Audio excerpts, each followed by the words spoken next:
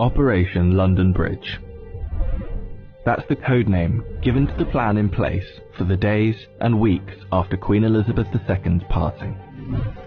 The Queen has been sitting on the royal throne since 1952. That's the longest reign of any monarch in British history.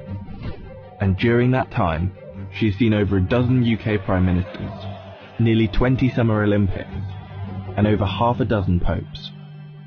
The Queen is the cornerstone to the Commonwealth, the patron to almost 600 organisations and charities, and plays a pivotal role in the UK's alliance with many countries. So her passing will bring about a lot of change. Not just for the United Kingdom, but potentially the world.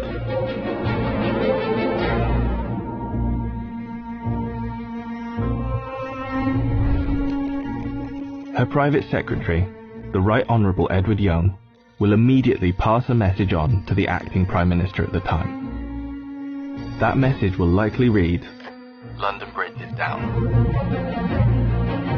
The Prime Minister will then set Operation London Bridge into action.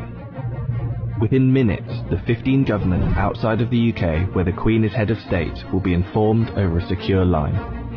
And that will be followed by the other 36 Commonwealth nations and leaders around the world. The gates of Buckingham Palace will then dawn a black-edged notice of the news. At the same time, a newsflash will alert media around the world. Every media outlet is prepared for the news. Every radio station has a network of lights that will flash to indicate a national catastrophe such as this. All BBC shows will stop and proceed to run a feed dedicated to the news. Newsreaders will change into the black suits and clothing that is on hand at all times in the news studio, and the traditional red BBC News branding will turn black. Newspapers, TV channels and radio stations have days of coverage ready to go.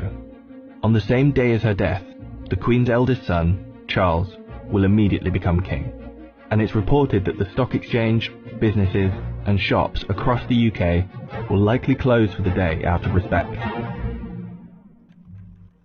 The day after the Queen's death, on a live stream, Charles will make his first official speech as king, and the government will swear its allegiance to the sound of a 41-gun salute in Hyde Park, London.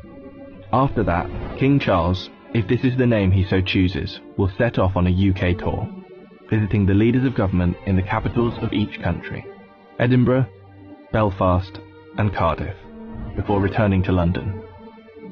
During this period, TV channels will play the